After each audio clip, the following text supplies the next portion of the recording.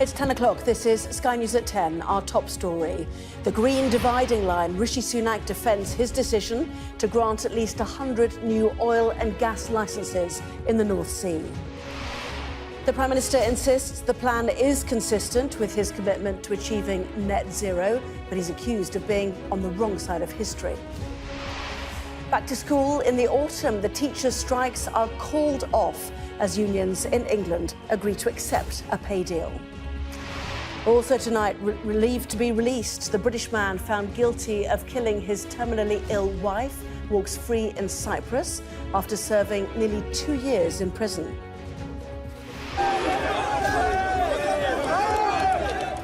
After the coup, the deepening crisis in Niger. Could Russia destabilise this traditional Western ally? Widespread rain, cooler temperatures and grey skies. When will the British summer arrive?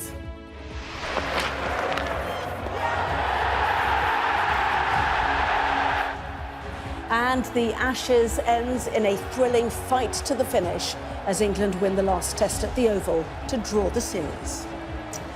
Plus, we'll take a first look at tomorrow's front pages. That coming up in our press preview from 10:30.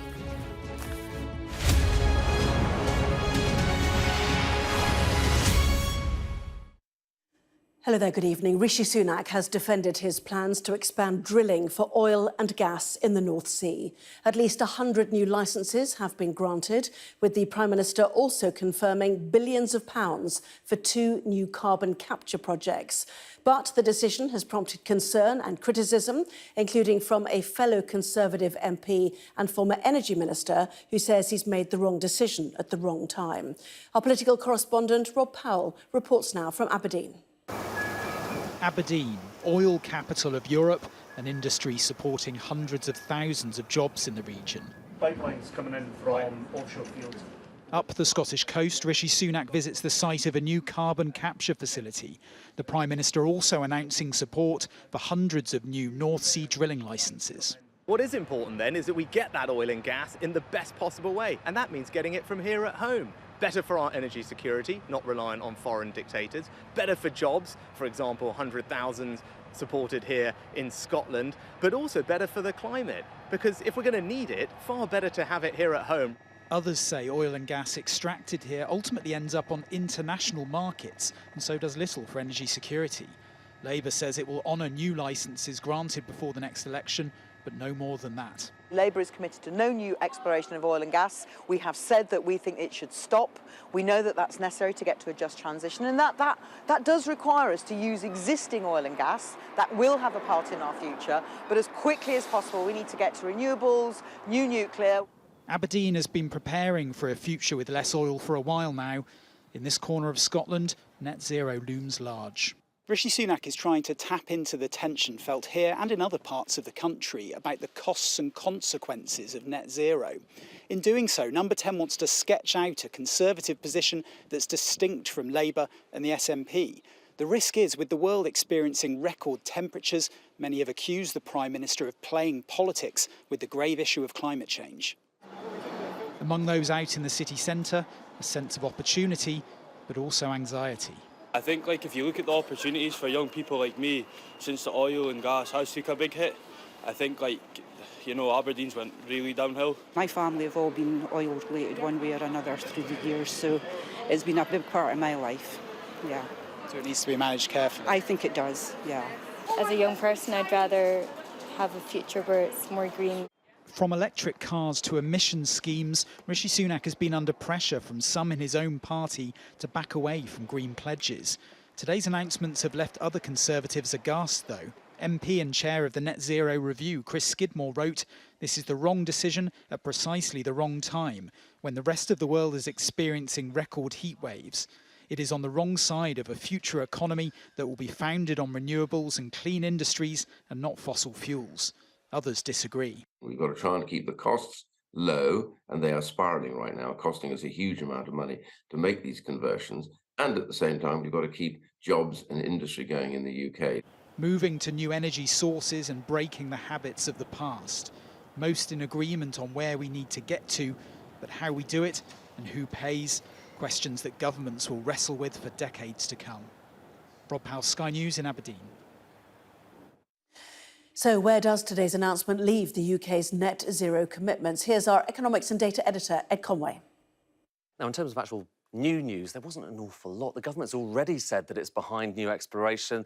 That licensing round is underway at the moment. What was new? Well, mostly it was this chart. This is just showing you how carbon-intensive gas production is in the UK, that line there, versus other countries around the world. And look at this, OK, the higher the bars are, the more carbon is emitted when you're getting the gas out of the ground, shipping it across. And yes, the UK, logically, that gas is lower carbon because you don't have to ship it around or put it through pipelines.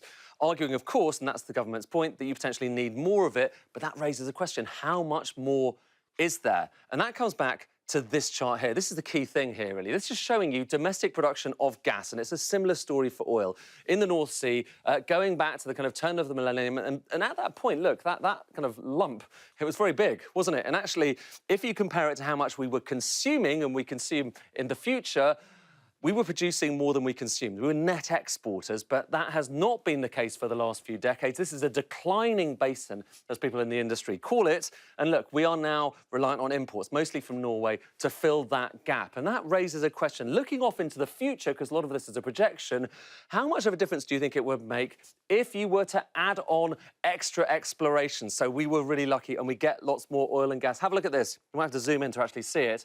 That's the difference. There, you can just about make it out. It's that kind of dark blue and red bit over there.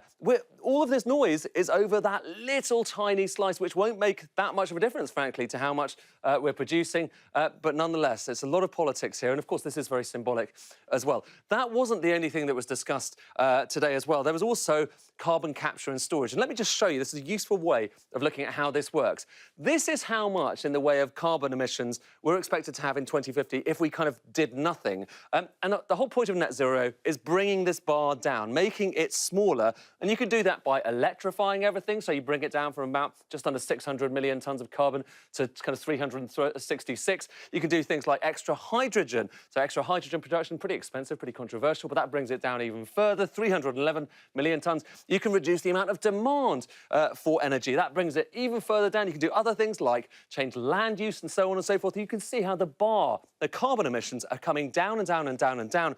However, you're still left with this tricky lump of about 100 million tonnes or so of carbon. It's tough stuff, essentially, to get rid of. Things like cement manufacture and so on. And that is basically where carbon capture comes in. It's all about sucking the carbon out of the chimney, out of the air, and putting it away, and therefore you get to net zero. That's the idea, but the thing with carbon capture is it's quite expensive, and you need to incentivise people to come in and do all of that carbon capture. And right now, the carbon prices, for instance, in the EU and the US are a lot higher than what you find in the UK, raising a question. If someone wanted to do more of this, would they go to the UK or would they go elsewhere instead?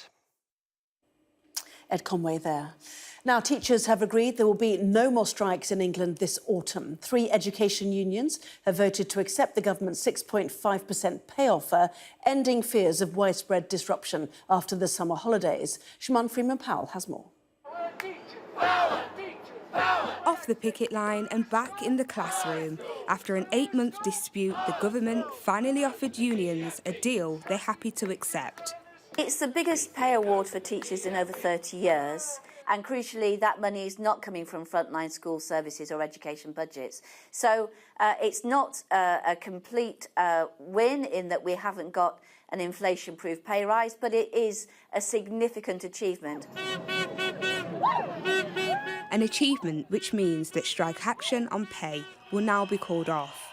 Every major teaching union has accepted the 6.5% pay increase, as well as the £900 million in additional funding for schools. It's less than teachers had initially asked for and more than the government had intended to pay. But both sides agree that the offer is properly funded and will hopefully mean that kids won't have to face more strikes come September. It's been difficult. Children have missed some days of school due to strike action, but I'm absolutely delighted that as we come back, as we start the new year, the teachers will be there, the heads will be there, hopefully all the children will be there, and we can do what we should be doing, which is really helping children to catch up and helping them make the most of their opportunities in life. Teachers and parents are happy, but the same can't be said for all pupils. I'm really sad. We don't get days off now. I'm glad the teachers held in there because they've got a decent pay rise. So yes, I'm really happy. Personally, I probably hope it's enough for them because actually I think it's 6.5. It's not a huge amount of an increase.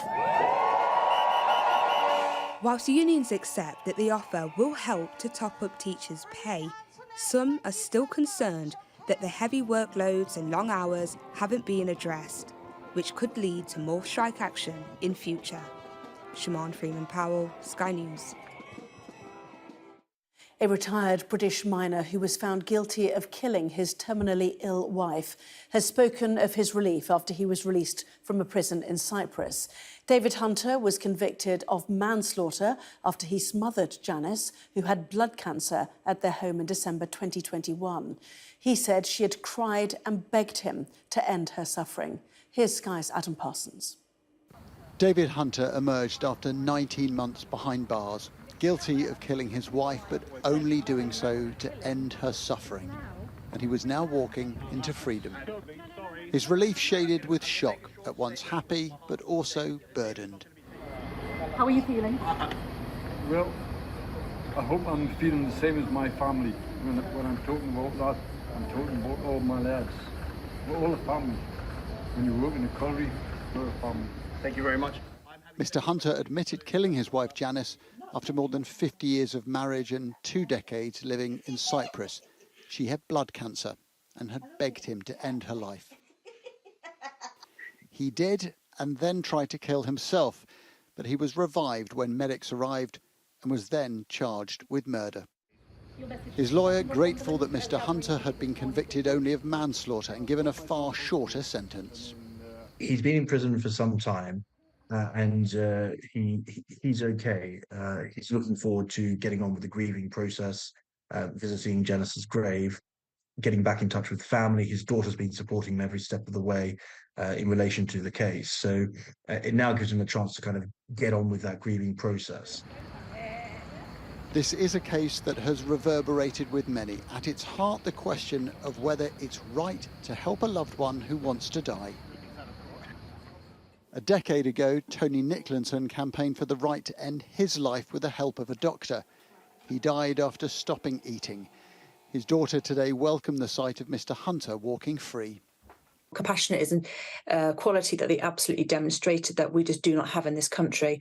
I mean, the fact that it went to trial was still heartbreaking, the fact that he was convicted, but, you know, he still certainly got better treatment than he most likely would have done if he was to have done what he did in the UK. It's absolutely significantly more compassionate than we demonstrate here. It is illegal in the UK to assist someone to take their own life, even though polls say the majority of the country wants that law changed. I think this is a law that is long overdue for change. It's such an uncompassionate, unkind position that people are forced into the position that David Hunter was forced into. David Hunter's family say they're elated that he's out, but they also know that only now can he grieve for the wife he killed out of love. Adam Parsons, Sky News. Now to an update on an exclusive story that Sky News reported last week. We met Craig, an addict who'd been trying to get into rehab for a decade. Well, this against a backdrop of a funding crisis in addiction treatment services, with councils spending half what they spent 10 years ago. Well, after our reporting, a rehabilitation charity offered Craig a place in Oxford. Here's our health correspondent, Ashish Joshi. And then stick that end in your mouth. That's it. Craig is going into rehab. But first, testing for drugs and alcohol. After 20 years of addiction, Craig's been warned he'll die if he carries on. The swab will show up any opiates, amphetamine, benzo, cocaine, ketamine, and other drugs. A urine test will show if there's any alcohol. So basically that'd be the baseline then for your first testing. Craig has tested positive for cannabis. You had cannabis yesterday. You knew that was going to come up in the test. Yeah, I knew that. I made a stupid mistake by smoking some. It's hard to say no. It was there and I took it. But I'm here now, and I know 100% I'm not going to be touching anything. The Adapt charity in Oxford has offered Craig a 6-month rehab placement after we reported on his struggle on Sky News last week. I basically was struggling all day Saturday. Pretty sure I was on my way to the off licence. It has a zero-tolerance policy with random testing, and it makes attendance for therapy sessions like this one mandatory. Dave was exposed to heroin as a 16-year-old in care. He's 43 now, and for the first time ever, he's been clean for 20 days. 2 weeks before I came up here, I injected heroin and mixed with fentanyl, and I overdosed. I was dead for a couple of minutes. When I woke up and looked in the mirror, my face was blue, my lips were purple. How easy is it to get clean if you're in unsafe housing? I've lived in places, supported housing, where everybody's just flat out using drugs. You can't, even if you want to keep away from it and try and stay clean, it's very difficult. And this is why the charity provides safe, drug-free accommodation. Over 80% of our clients have experienced homelessness, being put in sheltered accommodation where there's other addicts using. So there's just no chance, you know, when you're around, when you want to get clean and you're surrounded by other people that are using, it's impossible for them to get clean. This is to your new home. Craig is confident that he can stay sober this time. I had stagnant water coming up, sewage coming up through. He's lived in hostels with seeping sewage, mouldy bathrooms and boarded up toilets. But worse for him was living with addicts still using drugs and alcohol. Just feels like I've been given something that I've never been given before. And I'm going to take it and I'm going to use it. Craig knows he's been given a chance thousands of addicts never get. He also knows it could be his last. Ashish Joshi, Sky News in Oxford. There's growing international concern that the political crisis in Niger could present an opportunity for Russia to expand its sphere of influence in the region and destabilise the whole of West Africa. Since the president was deposed in a coup last week, the United States and Western allies have begun cutting off aid, and leaders in the region have issued sanctions. Our international correspondent Alex Rossi looks at what's at stake. These chaotic scenes outside the French embassy are certain to deepen concern in the West. Supporters of the coup, which has been boosted by anti-French sentiment, lit fires and shouted their support for Vladimir Putin as they waved the Russian tricolour. What was a fragile democracy now appears to be heading towards full-blown military dictatorship, which could end up aligning itself with the Kremlin.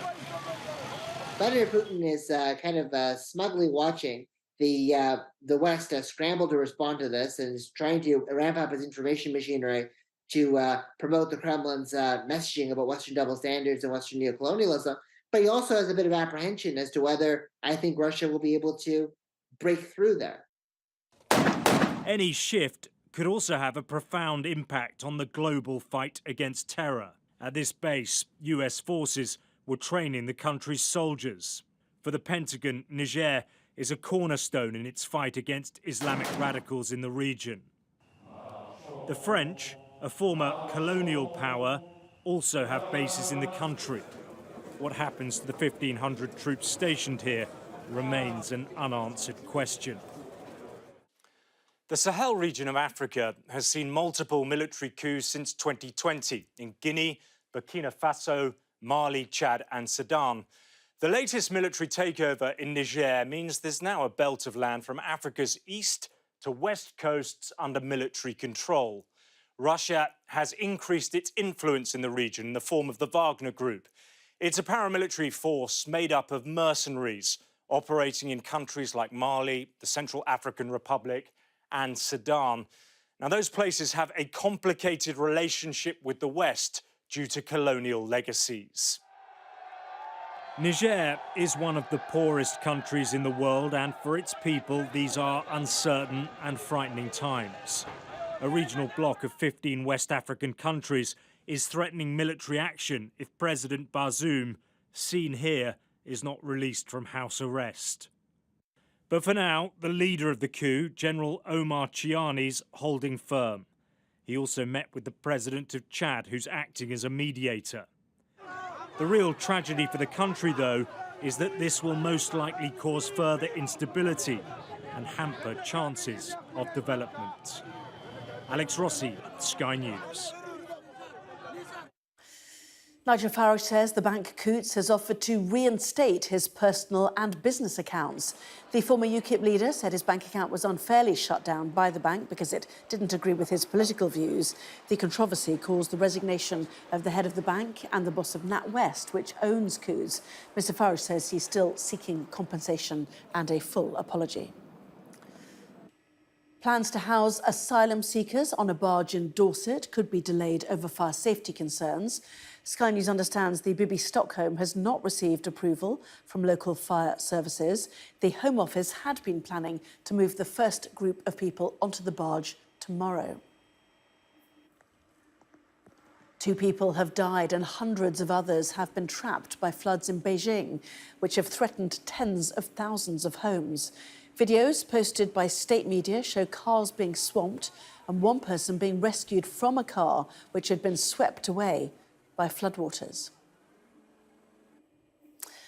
Well, here and for weeks, the UK's weather has been unsettled, while much of southern Europe has been enduring extreme heat waves and, in some places, uncontrollable wildfires.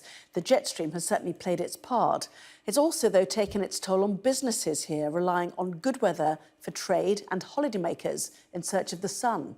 Here's Rachel Venables.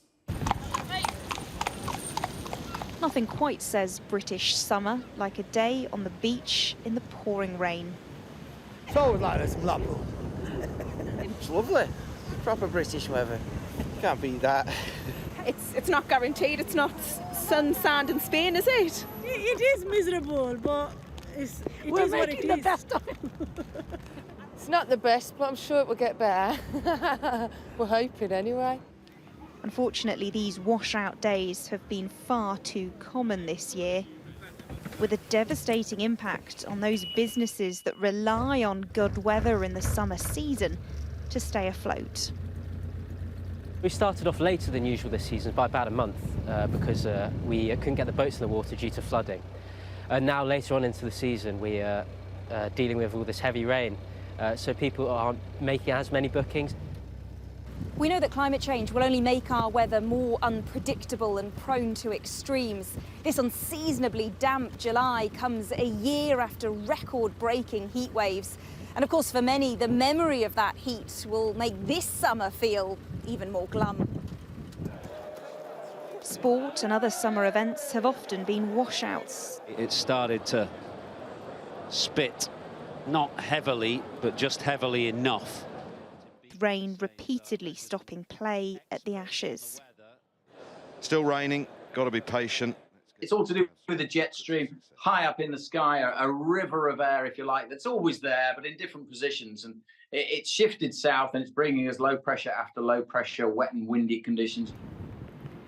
And with more rain and low temperatures forecast in the coming weeks, it's more bad news for anyone hoping to soak up the sun at home this summer.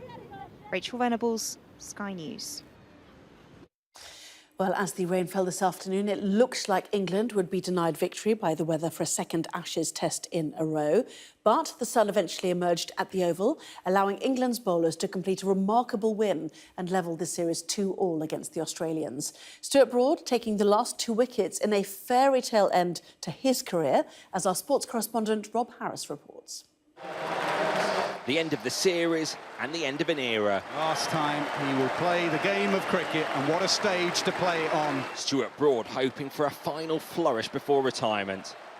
With his family here to see the hunt for the 10 wickets England needed to level the Ashes.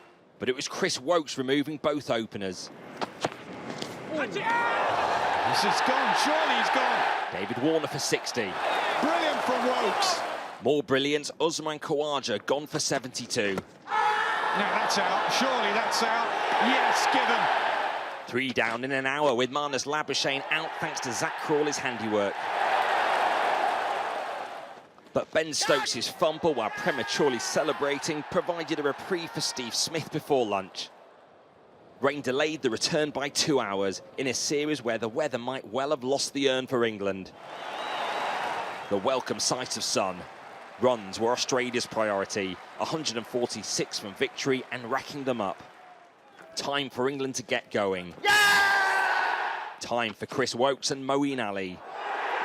Taking 5 wickets for 30 runs. England back in control. Oh yeah, they're just falling like dominoes here at the Oval, and it's Woakes again. With Broad then providing a fitting finale. It's done! 3 beautiful deliveries from Stuart Broad. Taking the final 2 wickets, denying Australia a first series win here since 2001. He gets his fairy tale ending. 604 and final test wicket for Stuart Broad. When you make that decision to move on from the game, you sort of wonder what your last ball will be. So for to be a wicket to win an Ashes Test match is pretty cool. What a series to be a part of, and I generally feel like it's almost what Test cricket needed. You know, every player there who wears an Australian shirt and every player over there who wears an England shirt is a massive advocate for Test cricket and wants Test cricket to stay alive. He'll be disappointed not to have regained the urn, but for Stuart Broad, this really was the fairy tale finish to his career. A glorious career that ends with 604 Test wickets, the final ones, ensuring that this series was drawn. All after hitting his final ball for 6, Stuart Broad completing a thrilling England fight back from 2-0 down. But 6 weeks of tension and drama still ended again in Australian celebrations. Rob Harris, Sky News, The Oval. Well, that was Sky News at 10. Coming up, we'll take a first look at tomorrow's newspapers in the press preview, including this story on the front page of the Metro about our top story tonight. Oil be back is their headline. The paper saying Rishi Sunak is expanding oil and gas exploration in the North Sea to try to steal a march on Labour at the next general election. Well, tonight we're joined by the Deputy Political Editor of the Daily Mirror, Lizzie Buchan, and the Whitehall Editor of the Financial Times, Lucy Fisher. Back in a moment.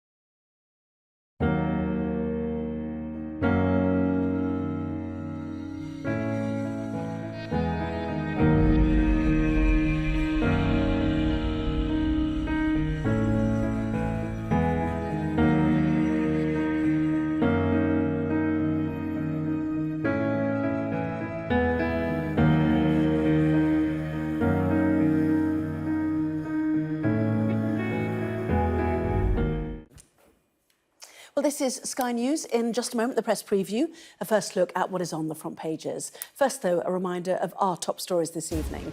The government has announced plans for hundreds of licences for oil and gas drilling in the North Sea, as 2 carbon capture projects are also given the go-ahead.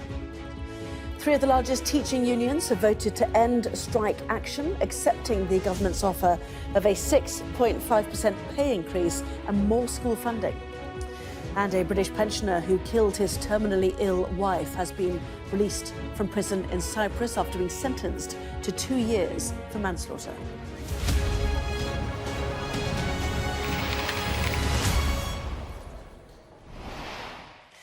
Hello there, you are watching the press preview, a first look at what is on the front pages. Time then to see what's making the headlines with the deputy political editor of the Daily Mirror, Lizzie Buchan, and the Whitehall editor of the Financial Times, Lucy Fisher. Fabulous to see both of you. So front pages then, as ever, let's start with those. Oil be back, that's the front of the Metro, which says Rishi Sunak is expanding oil and gas exploration in the North Sea to try to steal a march on Labour at the next general election. The Guardian says there's dismay among opponents to the plan that Mr Sunak intends to max out the country's fossil fuel reserves. Well, Lizzie's paper, the Daily Mirror, says Mr Sunak has caved in to his party's right wing and given the green light to energy giants to drill for more profits.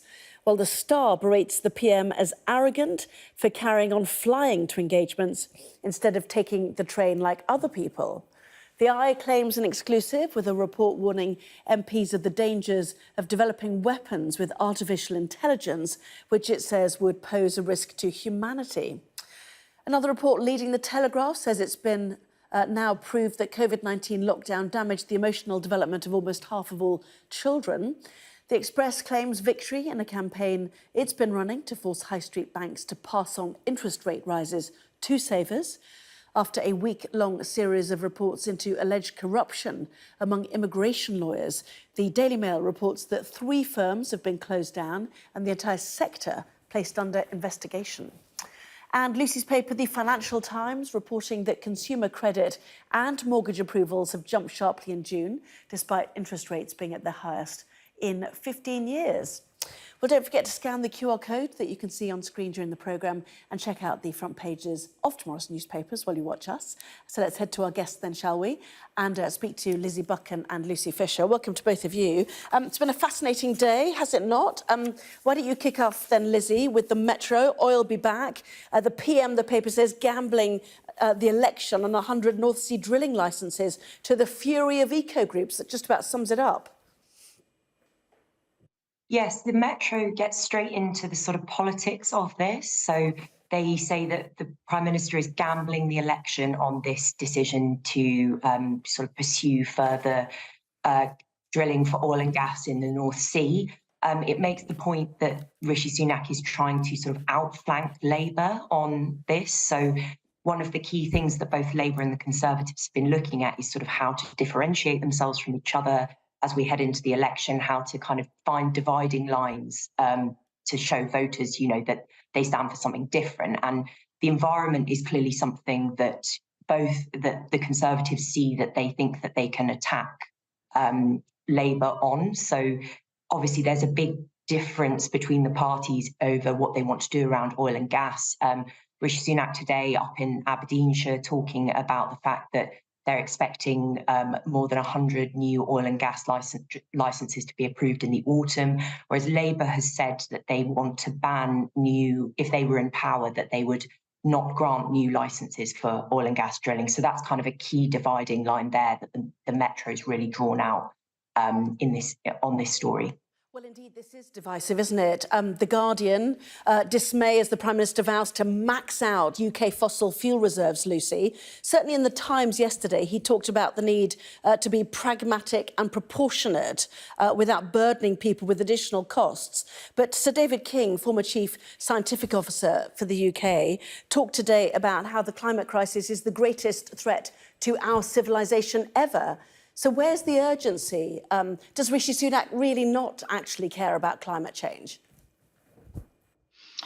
Well, look, he maintains that he does want the UK to hit its objective of achieving net zero carbon emissions by 2050. Of course, the lucky thing for him is that's still a target very far away. So he can say that he wants to abide by that goal while rowing back on some of the policies. And we heard over the weekend him talking about launching a review into low traffic neighbourhoods and being on the side of the motorist. Today in Aberdeenshire, talking about 100 new licences for North Sea oil and gas exploration. Again, is a very consumer-friendly policy in an era where we've all seen our electricity and energy bills rocket in recent years. So I think Rishi Sunak has been able to sort of make the argument to some degree that we've seen from Russia's invasion of Ukraine and how that has precipitated these steep increases in the wholesale price of gas, that, you know, the UK needs to be more energy independent. He also points out that even achieving net zero by 2050, the UK still plans to have a quarter of its energy coming from North Sea, from oil and gas, so that might as well be from the North Sea.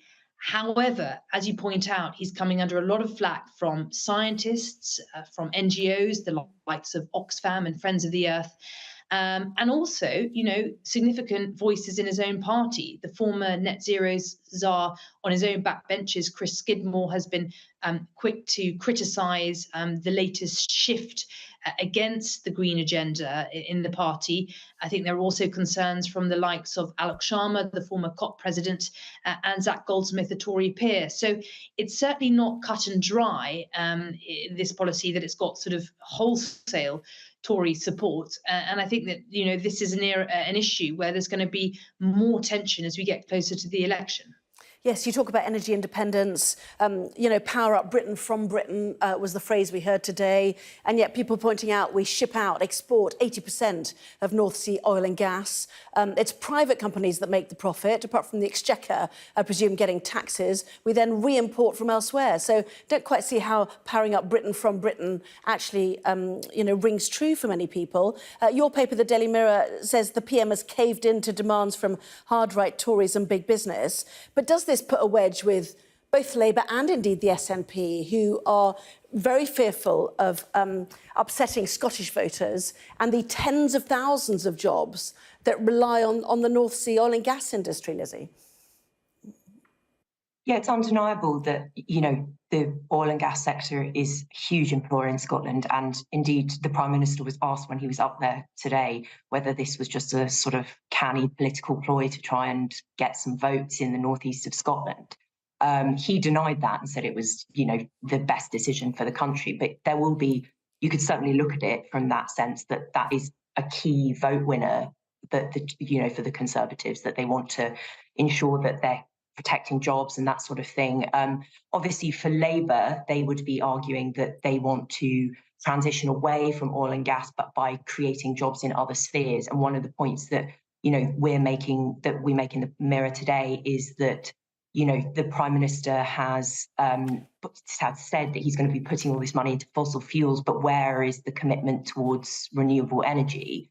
You know, ensuring that the UK is not reliant on Russian oil and gas is important. Everybody would agree with that. But something like 4% of Britain's gas comes from Russia. So actually, a lot of, 20% of North Sea oil is for use in the UK. There's a lot of this is actually perhaps not as the Prime Minister has billed it.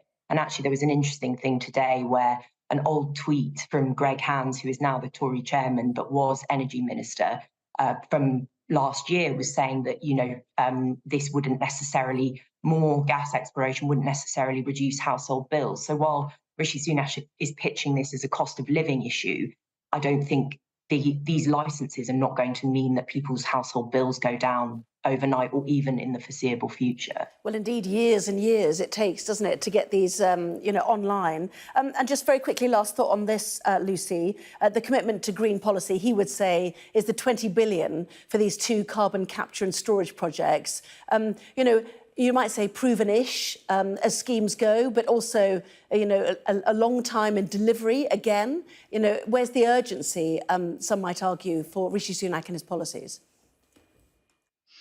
Well, yes, look, there has been that criticism that the announcement today of the two winners of the Track 2 process of the government's carbon capture and usage scheme is just an attempt to put a green gloss on the oil and gas exploration licenses.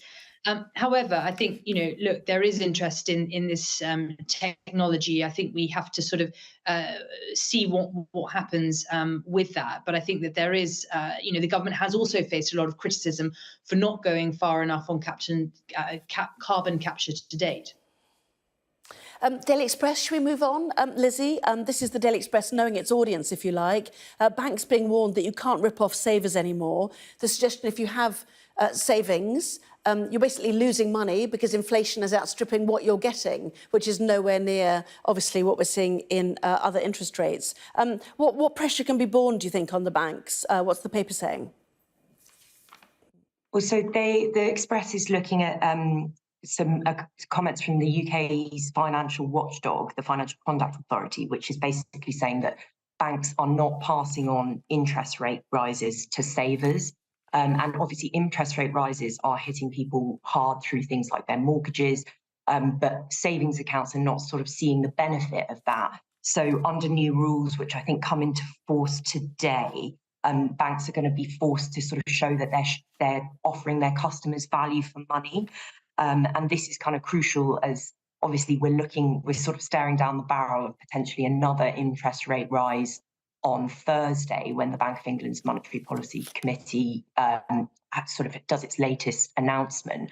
And so if there's no kind of carrot for savers, then, it's bad news all round. So I think this is the government's attempt to try and say, they've asked people to endure the pain of trying to get inflation down with these interest rate rises. And so this is sort of an attempt to say, if we can get people saving, we can show the benefits there, then that will only contribute to sort of this wider effort to try and stabilise the economy. And The Guardian, Lucy, school strikes called off after pay offer accepted, 6.5% pay offer. All eyes presumably on those sectors of the NHS that are still striking now, which is a real headache for one of Rishi Sunak's targets for the year. Yes, look, that's right. The teachers in England today have accepted a 6.5% salary increase for 2023-24. An increase of 6% has been offered to doctors. But as you say, junior doctors are still pressing ahead with industrial action. I think this is nonetheless a big moment for Sunak and, of course, for Gillian Keegan, the Education Secretary. We've seen waves of disruption to school pupils this year, particularly in February, when we had those concerted 8 days of action that spanned teachers, but also nurses and train drivers. There really was a sense earlier this year that, key parts of the country were not working due to industrial action. So I'm sure there will be a relief all around in Downing Street. But I think it's also worth pointing out that on average, this 6.5% increased offer is 2 percentage points more than the offer put to most teachers originally by the government. So in a sense, it also does prove that strikes do work in improving the negotiating power, the leverage of trade unions and the eventual offer on salary given to workers. Well, and I suppose that will feed into the radiographers, junior doctors, consultants who've had recent strike action and possibly plan more.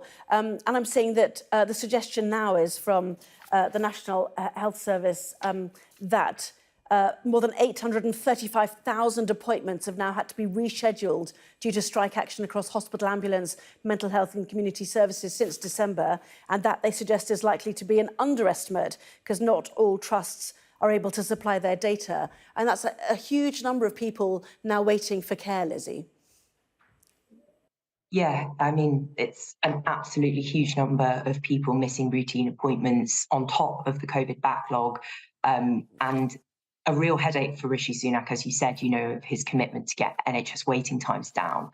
Obviously, the unions taking industrial action have always argued that people were waiting for long periods to get treatment anyway because staffing levels are so poor, that staff are burnt out, that there's sickness, that they haven't been able to recruit people. One of the big arguments the Junior Doctors Union, the BMA, has been making is that, you know, they can't keep staff, that people, you know, they're training up junior doctors who are then going to Australia where the pay is better and that they can have a better quality of life. So as Lucy said, you know, there is an argument to say that industrial action does work and that raising some of these concerns can get the government, really hold the government's feet to the fire over it.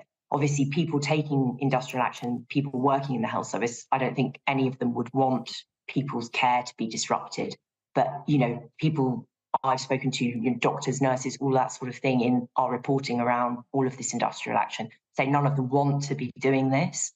They're trying to, you know, find a way to, you know, mean that to make sure that they're able to afford to live and that their jobs are manageable, but also to ensure that the health service can continue to operate in a way that, you know, serves everybody within it. And if you've got no staff and you're like nobody wants to work there, then that's not going to work for the foreseeable future.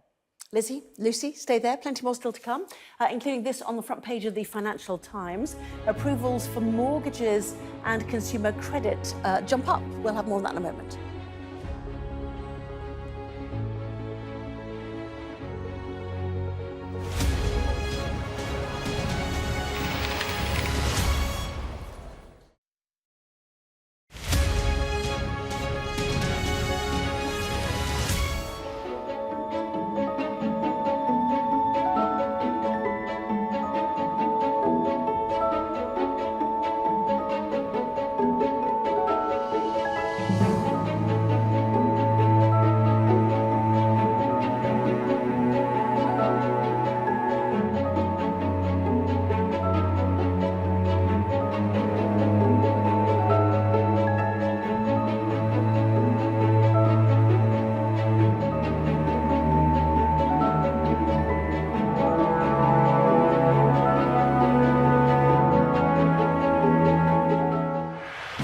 Gives you the very best of Sky News wherever you are. Breaking news, videos and analysis. Evidence of the crisis. Podcasts, watching us live, take you live to Manchester. Wherever you get your podcast. All in one place and all at just the touch of a screen. The Sky News app. Download for free now. They have breached the road. There is a lot of gas being fired all around us. It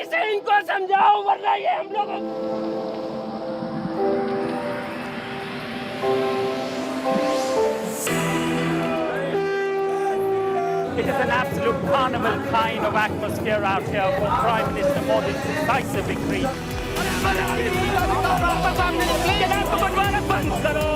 These students are defying the prohibitory orders and now they're going to be arrested. We aim to be the best and most trusted place for news. The roads have been inundated. The only way out is to get people by boat.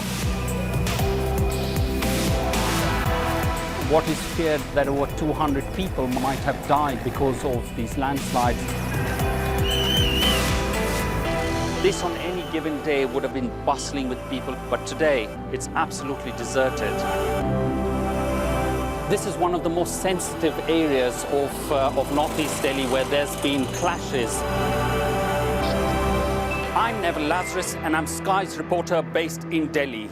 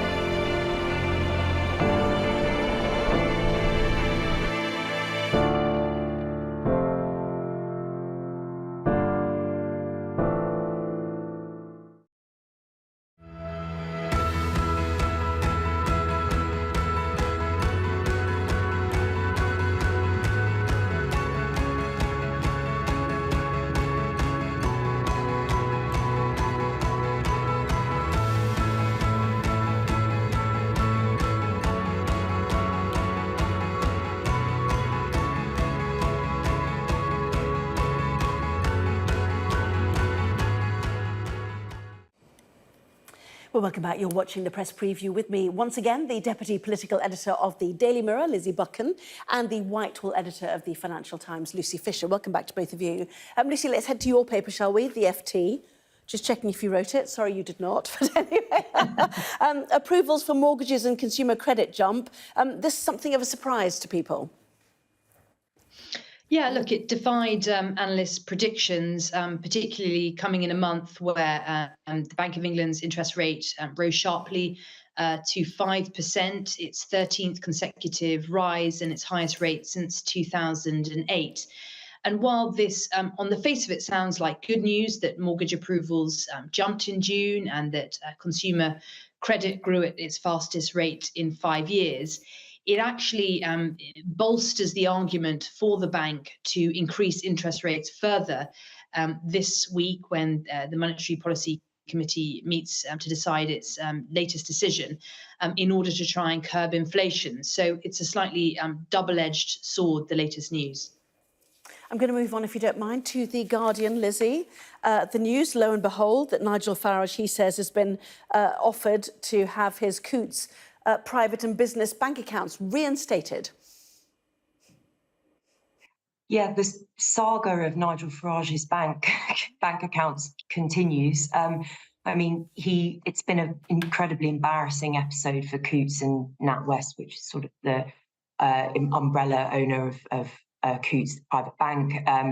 Nigel Farage now says that the new boss of Coutts has said he can have his bank accounts back after they were shut down, which is obviously a bit of an embarrassing U-turn for the bank, but they're clearly trying to get this story to go away. It's been rumbling for several weeks. Obviously, Nigel Farage has managed to kind of turn it into a broader campaigning issue, as he's very good at, kind of looking at the fact that the bank initially sort of briefed the BBC that his account had been closed because he didn't have enough cash, when actually it turned out that they had decided that they didn't like his politics for a number of reasons, which is not a reason that you can close somebody's bank account. So, you know, it's a win for him, though it sounds like he's not decided yet whether he's going to reinstate his bank account, and he's asking for sort of meetings with the bank, an apology, and for some money towards his legal costs. So, yeah, this is a story that kind of continues rumbling on and has had major ramifications for the government and sort of the banking sector in general. Not asking for much, I suppose you might say. But Lucy, just quickly on this, why did the PM, the Chancellor, and members of the Cabinet come out so much in support of Nigel Farage over this issue? You know, do they sniff votes there too, do you think? Well, look, I think it's quite possible. I think many people had the reaction that, banks withdrawing their services from individuals based on their views, it is an attack on free speech. So I think that there was a sense Downing Street and the Treasury was quick to recognise that, likely, genuinely sharing the same view, but certainly they seized on the story very quickly. I think also, to sort of detract from other negative headlines. When, a government that's under pressure, that's lagging Labour by an average of 20 points in the polls, this was a story where they were able to get, quickly on the front foot. They, the city minister, called the banks in. The FCA is already undertaking a review of the rules surrounding politically exposed persons. One strand of this story is that we've learned how difficult it is not only for politicians to get accounts, but their children, their spouses, and also the way that banks are treating some small businesses. If they are small Lucy, companies with only a modest amount of cash. Yeah, sorry to rush you. I just want to get the final story, which is literally the picture story for nearly all the newspapers, which is Stuart Broad everywhere. The fairy tale finale, as many of them say, the special delivery, Broad's final ball before retirement secures victory over Australia. In batting, he scores a 6 not out and takes the last 2 wickets. As you can see, there we are. So there we go. Wonderful day for Stuart Broad and England drawing the Ashes. Both of you, thank you very much indeed. See you next time. Right now, the weather.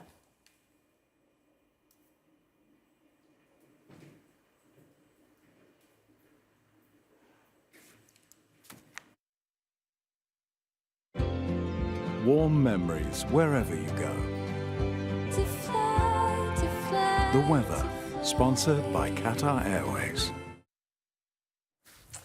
Well, the next few days will stay rather cool and unsettled, with a stiff breeze bringing showers or more prolonged rain to many. Quite a mild, dry start for most tomorrow. Windy in the south, central parts grey and damp. The weather, sponsored by Qatar Airways.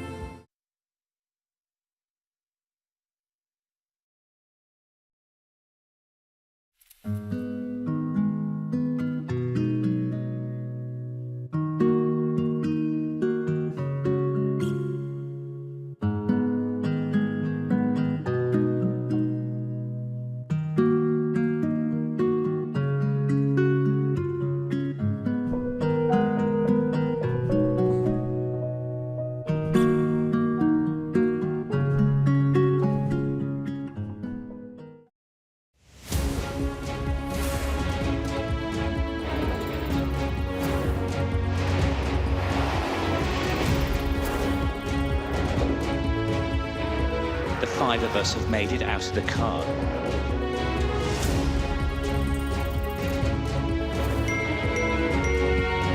Welcome to Backstage, the film and TV podcast.